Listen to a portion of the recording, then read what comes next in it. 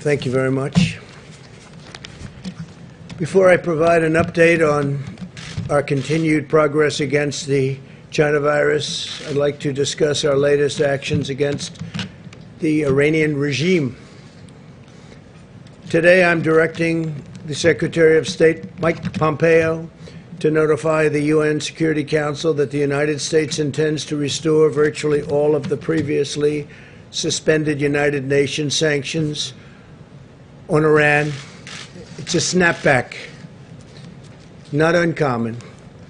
2 years ago, I withdrew the United States from the disastrous Iran nuclear deal, which was a product of the Obama-Biden foreign policy failure, a failure like few people have seen in terms of the amount of money we paid for absolutely nothing and a short-term deal.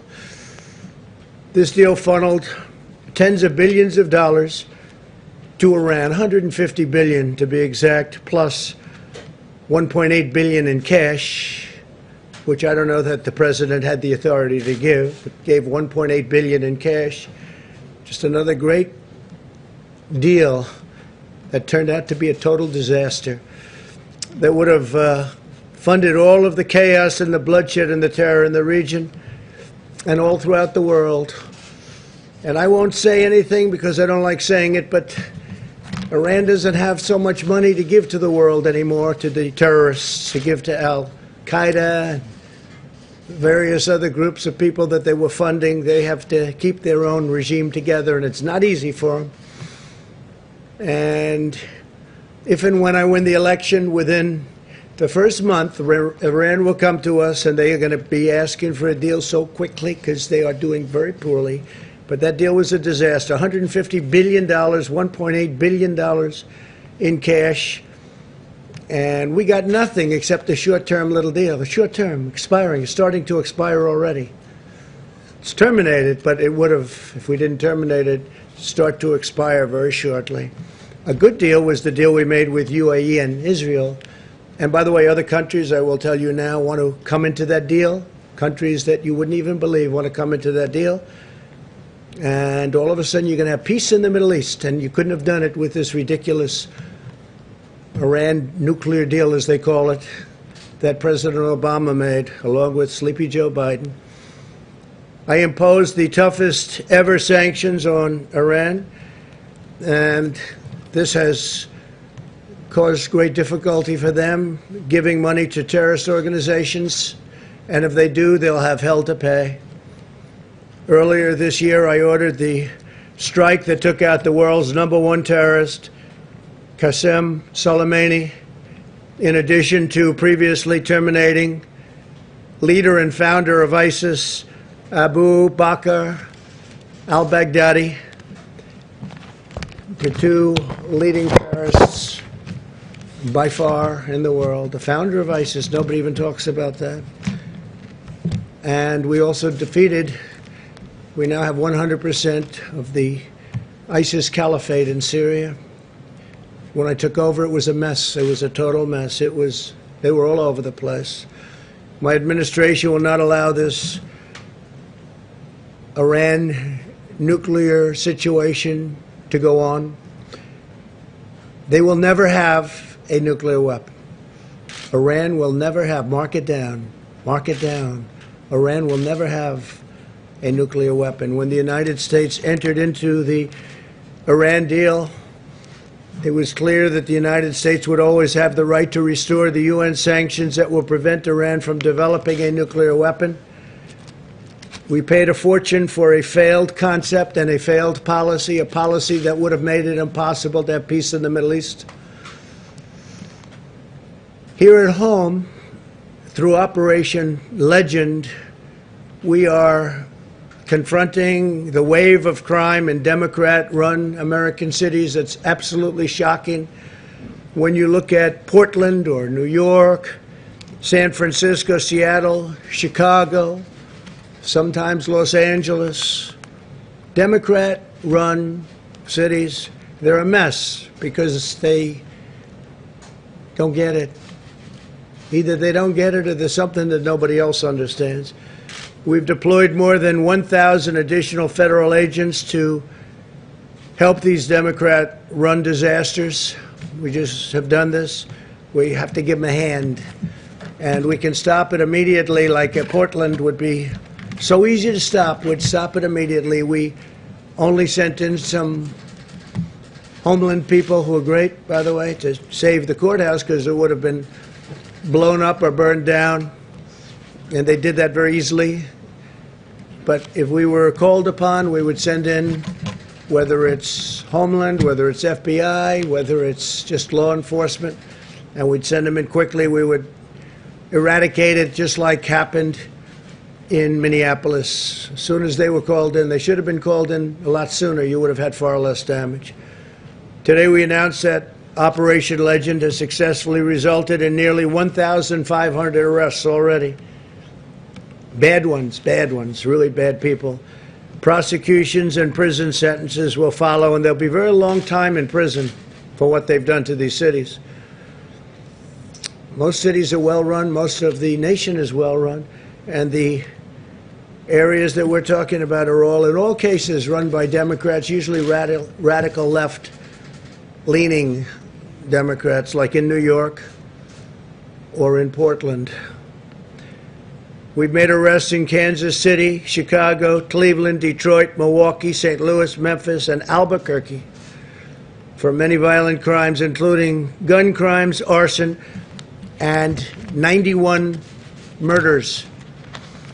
We're also using the full power of the federal government to defeat, as you know, the China virus. New cases have declined in 80% of the jurisdictions in the past week. 80%. New Zealand, by the way, had a big outbreak. And other countries that were held up to try and make us look not as good as we should look, because we've done an incredible job, but they're having a lot of outbreaks, but they'll be able to put them out, and we put them out. The hospitalization rate has fallen in our country, 54% since its peak in April, 54%. Older Americans are still the most vulnerable to the virus. 92% of deaths have occurred among those 55 and older. Only 2.7% of deaths have occurred among those 44 years. Think of that, 44 years and younger. So 44 years old and younger, only 2.7% of deaths have occurred.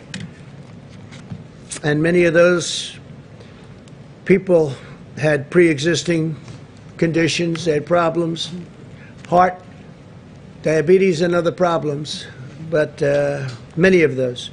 So think of that, only 2.7% under 44 years of age. Excess mortality in Europe this year is 33% higher than the United States. Evidence that the tragic cost of this virus is higher in other Western nations. South Korea, you've been reading about South Korea doing well. Well, they just had a very big breakout, but they'll be able to solve the problem.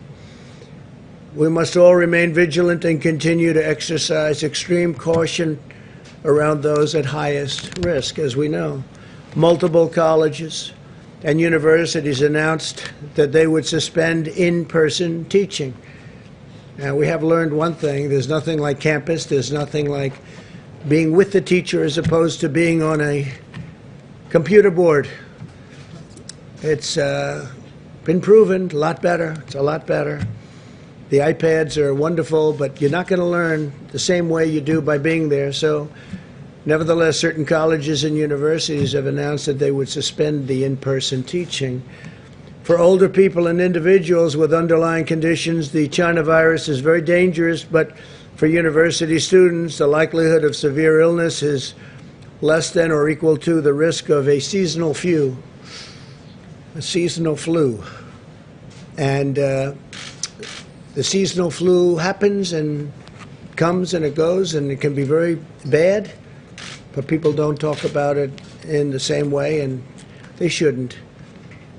But if you look at that, the odds are less than or equal to. Instead of saving lives, the decision to close universities could cost lives. It is significantly safer for students to live with other young people than to go home and spread the virus to older Americans. Make sense? And the shutdown thing is causing tremendous depression for those places that are still shut down. You look at certain areas that, in all cases, Democrat-run, still shut down, and the numbers there aren't even good, but causing tremendous depression, suicide, drugs, alcohol, abuse. A lot of problems are being caused. Probably far more, I would say, Scott, than is caused by the virus itself, now that we understand the virus. Colleges should take reasonable precautions. Students who feel sick should not attend class and should limit social interaction as they would for any other illness. And universities should implement measures to protect the high-risk students or professors and teachers. The ultimate goal of testing is to prevent transmission in high-risk settings and to prevent transmission, period, but especially in nursing homes, and to care for the vulnerable and our elderly, which really fit into that definition of who is vulnerable. We have tremendous unused testing capacity in our country. We have a tremendous unused testing capacity.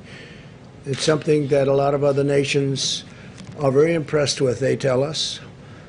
In our path forward, we will continue to follow a science-based approach to protecting the high risk while enabling healthy Americans to safely go back to work and school.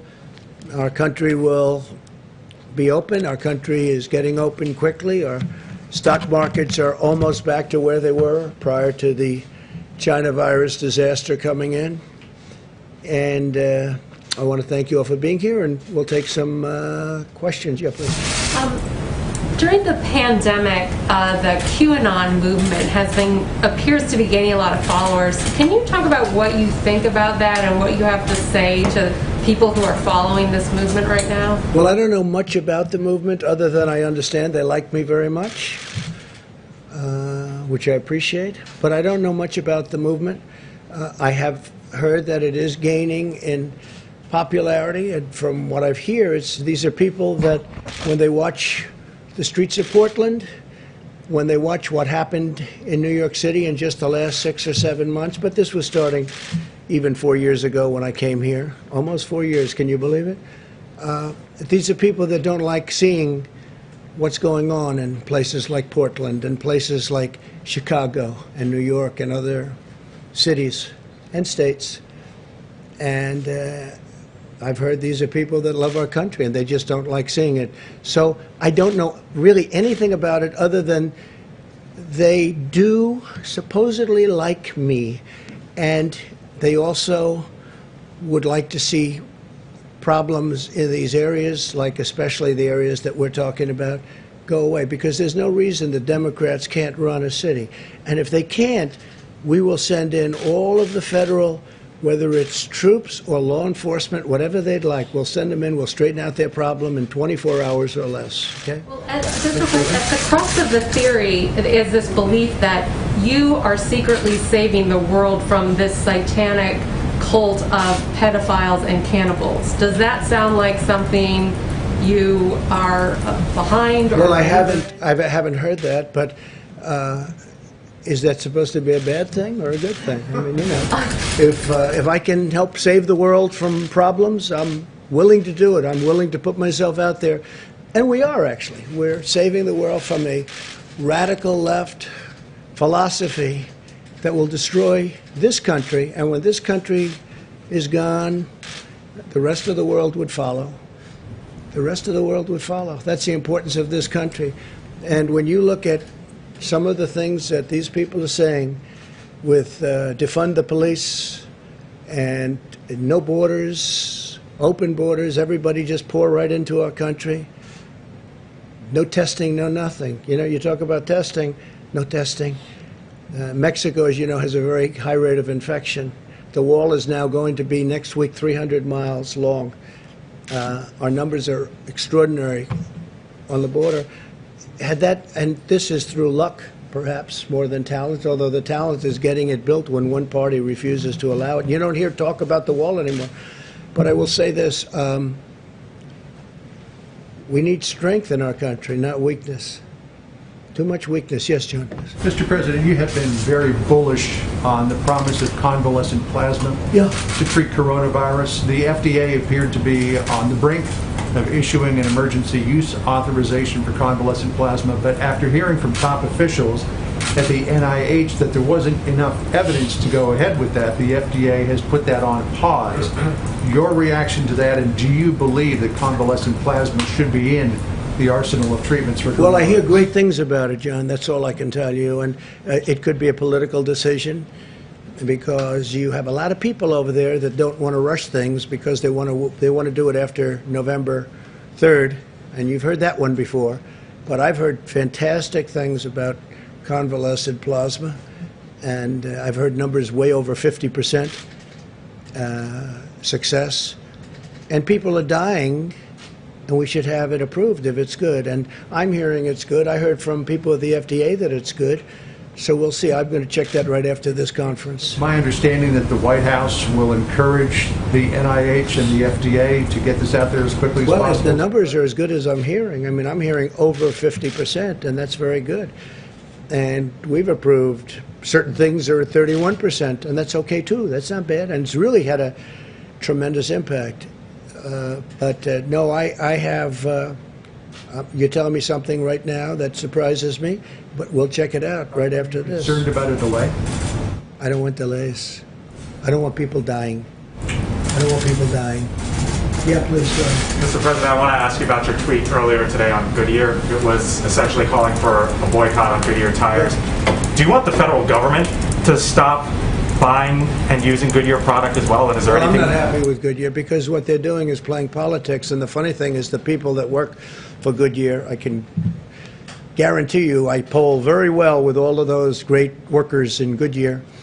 And when they say that you can't have Blue Lives Matter, you can't show a blue line, you can't wear a MAGA hat, but you can have other things that are Marxist in nature, there's something wrong with the top of Goodyear. And what the radical left does is they make it impossible for people to do business if they're Republican or if they're conservative. They put out all sorts of effort, don't shop there. They do vicious things, not so different than what you saw on the streets of Portland 2 nights ago. Boycott do you envision? Oh, I don't know. That's up to people, but I wouldn't recommend it. If they want to hold political speech, if they want to let you not do what everybody's doing, if they want to wear a MAGA hat or if they want to wear a Blue Lives, you know what Blue Lives Matter, right? That's policemen and women. That's a terrible thing. That's a terrible thing. So they're using their power over these people, and these people want to wear whatever it is that we're talking about. You know that. And so I would be very much in favor if people don't want to buy there. And you know what? They'll be able to get a good job because we set a jobs record over the last quarter, as you know, the most jobs ever in the history of our country. You'll be able to get another good jobs. I think it's disgraceful that they did this. Please, go ahead. Yes, Mr. President, you've said that the arrest of Jimmy Lai in Hong Kong is, quote, a terrible thing. Do you have a message for Jimmy Lai? Has your administration spoken directly with him? Is your State Department working for his release? Well, I send him best wishes. I hear he's a wonderful gentleman. He's certainly a brave man, and I send him best wishes. With that being said, because of that and obviously what happened in Hong Kong, we've taken all of the vast amounts of money that we used to subsidize Hong Kong. We essentially subsidized Hong Kong by giving them all sorts of incentives. And that's what made Hong Kong, the exchange and business in Hong Kong, successful. I've taken it all back. That means that the United States is going to do a lot more business. You know, we really gave them tremendous incentive and subsidy in order that they be successful for freedom. But now that the freedom obviously seems to have been taken away, we will keep all of the incentives that we were giving them, which is billions and billions of dollars, and all of that business will come into our country, including the New York Stock Exchange and NASDAQ and It'll all come here. But I feel badly for him because I hear he's a good person. I don't know him, but I hear he's a good person, obviously a very brave person. Did you have something? Go ahead. Yes, sir. Thank you, Mr. President. With the Iraqi Prime Minister coming in tomorrow, what about... Say it. The Iraqi Prime Minister is coming in tomorrow to meet with you, and how do you feel about this notion that Iraq can once again become the buffer between Iranian influence and Russian influence in the Middle East? Do you feel that under this Prime Minister that that's possible once again? What are your thoughts on it? Well, this is a man that I get along with very well. We're largely out of Iraq. We're down to very few soldiers. I said we're getting out of these endless wars, these ridiculous, endless wars. We should have never been there in the first place. I think it was the worst decision made in the history of our country. Should have never been there. In the Middle East, we should have never been. But we're getting out rapidly out of, over the course of 3 years. And getting out, it's very sticky getting out. And some people agree, and many people don't agree. But I think most people very much agree. We're doing very well in our negotiations with Afghanistan, with getting out. We're down to a much smaller number of people left there. And, I greet men and women coming home and coming home after they've been hit. I've also greeted many at Dover, greeted many bodies coming back in. And we've been there 19 years, and we're basically policemen. We're acting as police as opposed to soldiers. And they're going to have to police their own states. And they've been doing that for thousands of years. But it's time after 19 years that our soldiers come home. They've done an incredible job, but they're not allowed to fight to win, and maybe they shouldn't be, because a lot of the people, it's not their fault. But with the Taliban and with going to Iraq again, we're down in Afghanistan, very low numbers, and that'll be taking place, and I let them know, do anything and you'll be hit like you've never been hit before.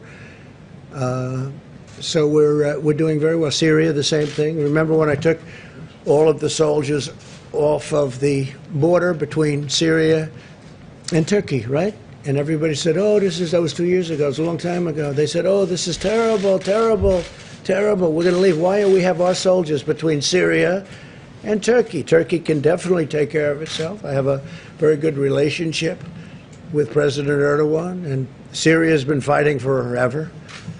And I say, why are we guarding their border? And I brought our soldiers back home. I got them out, and guess what? Nothing's happened. They've been fighting like they have been for 1,000 years, okay? Nothing's happened. And nobody mentions that. Everybody said, this is going to be a disaster. There's no disaster. Nothing's happened. And so we're getting out of the endless wars, and we are building a military the likes of which the world has never seen. $2.5 trillion we've spent, and we hopefully don't ever have to use it.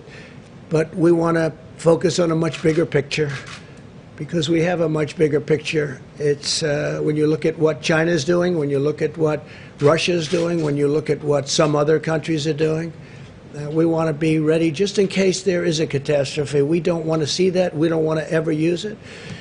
We've rebuilt our military, new missiles, new rockets, and new tanks, and new everything. $2.5 trillion, all made in the USA. And we've upgraded incredibly our nuclear capability, and some of our nuclear needed nourishment. It needed new strength, and we've upgraded it very, very significantly. I mean, to a level that nobody would even believe. And hopefully we don't. You pray to God we never have to use it. Okay? But we've never been in a position where we've been this strong. Please. Thank you so much. I wanted to ask you about the Middle East. I have a couple questions. You mentioned that other countries are interested in following suit. Yes, after the having to do with UAE and Israel. Exactly. So Correct. do you expect that Saudi Arabia will join? And I do. Yes. And also the Emiratis have expressed interest in the F-35. Do you think that should be something that they could look forward to in the future? Is there some sort of time delay? I think, look, they've definitely got the money to pay for it. It's nice because usually when a lot of times we make deals, they don't have 10 cents, these countries we deal with. We give it to them like, how about paying us back later? But they never pay because they don't have the money. No, they have the money, and they would like to order quite a few F-35s. It's the greatest fighter jet in the world, as you know, by far. Stealth. Totally stealth. You can't see it. Makes it very difficult. I was asking a pilot, what do you think is better, this one, that one? Talking about Russian planes, Chinese planes. He said, well, the advantage we have is you can't see it. So when we're fighting, they can't see us. I say, that sounds like a really big advantage to me. To these guys, you know, they look, by the way, I said, to these pilots that I meet, they look better than Tom Cruise, and they're definitely tougher. And he's a nice guy. But these people are amazing, and I speak to them a lot about it. What do you think, you know, as I go around to the various places? I saved the big one in Florida as an example. That was a big one, knocked down pretty much by the hurricane. So I spend a lot of time on that. And it's the greatest plane in the world. One thing about that kind of thing, technology, high technology, the greatest plane doesn't last long. Somebody comes up with something else, but we're always the one to come up with something else. So, yeah, they'd like to buy F-35s. We'll see what happens. It's under review, but they made a great advance in peace in the Middle East. Even the New York Times thought it was an incredible deal. Can you imagine that? Tom Friedman had a very nice thing to say about it. I spoke to him about it. He thought it was terrific, and it is terrific. I see a lot of countries coming in fairly quickly, and when you have them all in, ultimately Iran will come into. There'll be peace in the Middle East. That'll be nice. Iran will be very much neutralized. They never thought this could have happened. And with the horrendously stupid Iran deal signed by Obama, this could have never happened. Israelis are so... On the Goodyear issue, you ride on Goodyear tires in the presidential limousine. Correct. If there were an alternative, would you want those tires swapped out? Yeah, I would do that. I would swap them out based on what I heard. We'll see what happens. Look, you're going to have a lot of people not wanting to buy that product anymore, and they'll buy from a competitor. Made in the USA too. Okay, please. Go ahead. Mr. President, excerpts from Obama's speech that he'll give later at the Democratic Convention show that he says that he hoped that you would take being president more seriously once you had the job and discover reverence for democracy. And then he said, I quote, "but he never did." What is your reaction to that? You know, when I listen to that and then I see the horror that he's left us, the stupidity of the transactions that he made. Look what we're doing. We have our great border wall. We have security. We have the UAE deal, which has been universally praised by people that aren't exactly fans of Donald Trump for various reasons. I don't know why. It can't be my personality, but they're not fans, right? And when I look at what we have, and I look at how bad he was, how ineffective a president he was so ineffective, so terrible. Slowest growing recovery in the history, I guess, since 1929 on the economy. Don't forget, until the China virus came in, we had the greatest economy in the history of the world. And now we're doing it again. I'm going to have to do it a second time. We're doing it again. Hard to believe. We're doing very well. You heard the numbers. They're way, way down on the virus. But when you look at the kind of numbers that we're producing on the stock markets, we're almost at the level. In fact, NASDAQ and S&P are higher than they were at their highest point prior to the China virus coming in, the plague coming in. Now, President Obama did not do a good job. And the reason I'm here is because of President Obama and Joe Biden. Because if they did a good job, I wouldn't be here. And probably if they did a good job, I wouldn't have even run. I would have been very happy. I enjoyed my previous life very much. But they did such a bad job that I stand before you as president. Thank you all very much. Thank you.